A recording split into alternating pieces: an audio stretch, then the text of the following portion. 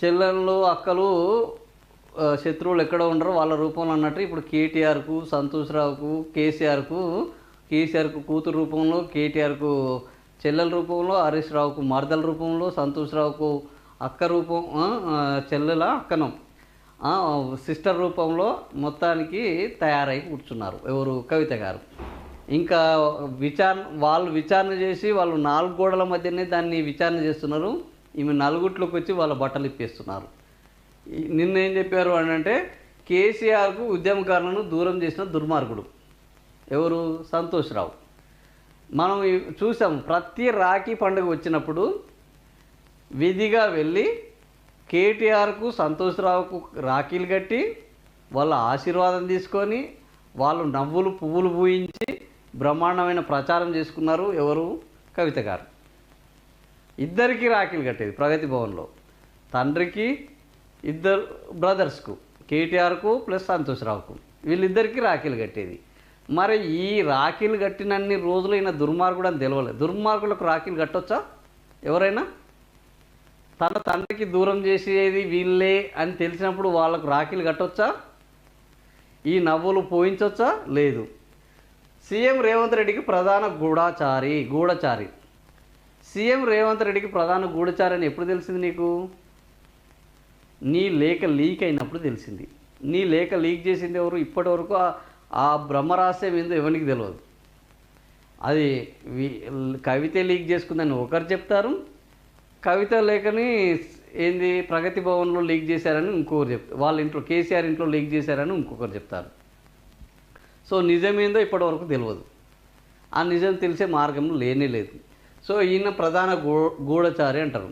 అంటే మీ ఫాదరు కంటే నీకు 100 రెట్లు తెలివి ఎక్కువ ఉన్నది. మీ ఫాదర్ అంత అమాయకుడు, కేసీఆర్ అంత అమాయకుడు. ఇట్లాంటి గూఢచారులను, గుంట నక్కలను, అసమర్థులను మీరు చెప్పే గుంట నక్క హరీష్ రావుని అని మీరు చెప్తున్నారు. మా అన్నకు ట్విట్టర్ టిల్లు తప్ప ఈ క్షేత్రంలో ఏంది జనాల్లో లేదు, నాయకత్వ లక్షణాలు లేవు అని అంటావు. ఈయనను గూఢచారి అంటావు. మరి వీళ్ళు ముగ్గురిని పెట్టుకునే కదా ఆయన తెలంగాణ ఉద్యమాన్ని నడిపించింది. వీళ్ళు ముగ్గురే కదా గత 10 ఏళ్లలో అధికారంలో కొనసాగింది. రాజ్యసభ ఆయనకిచ్చాడు అంటే ఎంత గౌరవం ఇచ్చినట్టు? టీనీస్ని ఆయన చేతిలో పెట్టాడు. మీ చేతిలో పెట్టమని మీరు అనేక సార్లు అడిగినా టీనీస్ని మీ చేతిలో పెట్టలేదు. ఆయన మీద నమ్మకం ఉన్నట్ట, మీ మీద నమ్మకం ఉన్నట్ట? తండ్రికి కూతురు మీద నమ్మకం ఉండాలన్నా లేకపోతే సంతోష్ రావు మీద నమ్మకం ఉండాలా? ఈ నమ్మకం కోల్పోవడానికి కారణం ఎవరు? సంతోష్ రావా లేకపోతే మనమా? సో అట్లాంటి 30 ఏళ్ళుగా ఈ తండ్రి మీరు అమెరికాలో ఉన్నప్పుడు కూడా ఆయన వెంట నిలబడ్డది సంతోష్ రావు.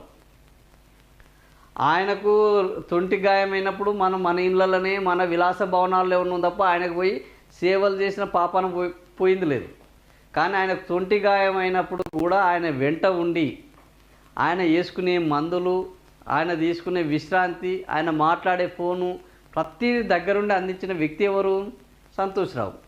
అండ్ సంతోష్ రావు గురించి నువ్వు చెప్తే కానీ కేసీఆర్కి అర్థమయ్యే పరిస్థితుల్లో ఈరోజు కేసీఆర్ లేడా? కేసీఆర్కు నువ్వు చెప్తే అర్థమయ్యేటట్టుంటే నిన్ను పార్టీ నుంచి బహిష్కరిస్తారా? సో ఆ రకంగా అంటే బయటికి వచ్చిన తర్వాత ఏమైనా మాట్లాడవచ్చు. ఎందుకంటే ఇట్లా మనకు ఫస్ట్ పేజ్లో ప్రచారం వస్తున్నది కదా, ఆ పద్ధతిలో కేసీఆర్ తినే ఇడ్లీ ఇన్ఫర్మేషన్ కూడా చేరవేసే స్పై అట. కేసీఆర్ ఇడ్లీలు తింటున్నారు. కేసీఆర్కు ఇడ్లీలు పెట్టేది ఎవరు? ఒకటి పని మనుషులు పెట్టాలి, లేదా మన అమ్మగారు పెట్టాలి. సో అమ్మగారు ఇడ్లీలు పెడితే అమ్మగారు తోటి పొద్దున లేస్తే మాట్లాడేది ఎవరు ఆ ఇంట్లో? ఒక కవిత. డాడీ ఏం తిన్నాడు, డాడీ పడుకున్నాడా, డాడీ పని చేస్తున్నాడా, డాడీ రూమ్లో ఉన్నాడా?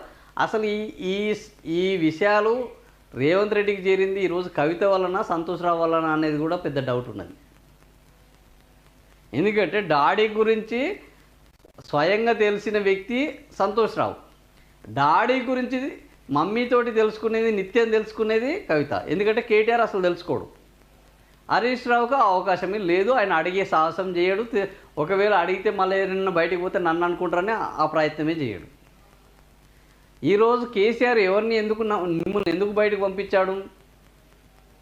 పార్టీని లెక్క చేయము, కుటుంబ పరువుని లెక్క చేయము, తండ్రి విలువని లెక్క చేయము, దేని లెక్క చేయకుండా ఈరోజు బీఆర్ఎస్ ఓడిపోవడానికి ఒక లిక్కర్ కుంభకోణం కారణం కాదా?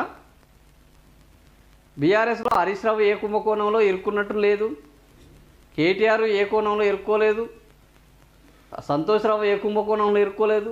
వీళ్ళు ఎవ్వరు ఇరుక్కొని కుంభకోణంలో లిక్కర్ కుంభకోణంలో మనం ఎందుకు ఇరుక్కున్నాం? మనం ఇంత మంచోళ్ళము, ఇంత సద్బుద్ధి సన్మార్గము సదుద్దేశాలు ఉంటే మన మీదనే ఎందుకు వచ్చినాయి, వీళ్ళు ఎవరి మీద రాంది అని ఆలోచిస్తే ఎవరికైనా అర్థమవుతుంది. ఇక గద్దర్ లాంటి వాళ్ళని గంటల కొద్ది గేటు బయట వెయిట్ చేయించుండు. మరి గద్దర్ లాంటి వ్యక్తి బయట వెయిట్ చేస్తుంటే మనం ఏం చేసినాం? గద్దర్ని బయటకు వచ్చి నువ్వు చేయి పట్టుకొని లోపలికి తీసుకుపోయినావా? నువ్వు తీసుకపోతే ఆపింది ఎవరు? ఆ రోజే ఒకవేళ గద్దర్ని తీసుకుపోయి ఉంటే ఆ రోజు నువ్వు నాకు వ్యతిరేకంగా పనిచేసావని కేసీఆర్ ఉంటే ఈరోజు ఎంత పెద్ద నాయకురాలు అయ్యేదాన్ని నువ్వు. నేను గద్దర్ని తీసుకొని పోతే మా వాళ్ళు నన్ను వద్దంటున్నారు, ఈ సంతోష్ రావే అడ్డుకుంటున్నాడు అని ఆ రోజు చెప్పుంటే ఈరోజు విప్లవకారులు ఉద్యమకారులు అమరవీరుల కుటుంబాలన్నీ నీ వెనుక ఉండేటివి కదా. అధికారం ఉన్నన్ని రోజులు అనుభవించినవు, అధికారం ఉన్నన్ని రోజులు ఆస్తులు పోగేసుకున్నారు, విలాసవంతమైన భవనాలు విలాసవంతమైన కార్లలో తిరుగుతారు, మళ్ళీ బయటకు వచ్చి పేద మాటలు మాట్లాడతారు. ఏది కుటుంబం మీదనే. ఎప్పుడైనా తన కుటుంబాన్ని తాను ఓర్చలేని వాళ్ళు రేపు మిగతా విషయాల్లో జనాలకు లీడర్ అయ్యే అవకాశం ఉందా? ఈరోజు రేవంత్ రెడ్డి ఎంత తిట్టినా కూడా వాళ్ళ కుటుంబం వాళ్ళను ఆయనైతే తిట్టిండేది నాకు తెలిసి. ఈవెన్ చంద్రబాబును కూడా తిట్టలేదు, వాళ్ళ పార్టీకి నేతృత్వం వహించిన చంద్రబాబును కూడా తిట్టలేదు బయటకు వచ్చినాక కూడా. మిగతా ఏ నాయకులు కూడా నాకు తెలిసి ఈరోజు ఒక షర్మిల ఒక కవిత వీళ్ళు తప్ప ఈ దేశంలో ఇంతగానం కుటుంబాన్ని ఆడిపోసుకొని కుటుంబ గౌరవాన్ని రోడ్డు పాలు చేసిన నాయకురాలు ఇంకెవ్వరు లేరు. స్మగ్లర్లకు ప్రభుత్వం అంటే భయం లేకుండా పోయిందని వ్యాఖ్య. ఆయన స్మగ్లరు అనేది మీకు ఎప్పుడు తెలిసింది? ఒక్క ఆధారం అన్న బయటకు ఇచ్చిరా? ఏదో నోరు బారేసుకోవడము, ప్రచారం కోసం ఏదైనా పలకాలని పలకడం తప్ప ఆయన స్మగ్లర్ అని ఒక్క ఆధారం ఈరోజు రేవంత్ రెడ్డి కవిత వెనుక ఉన్నారు, రేవంత్ రెడ్డి సపోర్ట్ చేస్తున్నాను విపరీతమైన విమర్శలు వస్తున్నాయి. ఆయనను గుంపు మేస్త్రి అంటున్నావు, ఈయన గుంటనక్క అంటున్నావు. మళ్ళీ గుంపు మేస్త్రి చేసిన రిజర్వేషన్ల కోసం నువ్వు బ్రహ్మాండంగా బుక్క కులాలు వలుచుకొని బ్రహ్మాండమైన సంబరాలు చేస్తావు. తీరా చూస్తే ఆ రిజర్వేషన్ల పరిస్థితి ఏమైందో తెలిసింది. గుంపు మేస్త్రితోటి జనగణన కాదు, అది ఉత్త జనగణన అని బీఆర్ఎస్ పార్టీ ఒక లైన్ తీసుకుంటే బీఆర్ఎస్ పార్టీ లైన్కి వ్యతిరేకంగా నువ్వు గుంపు మేస్త్రి చేసిన జనగణన కార్యక్రమంలో నువ్వు పాల్గొని వివరాలన్నీ ఇచ్చినావు. నువ్వు గుంపు మేస్త్రిని నమ్మింది ఎవరు?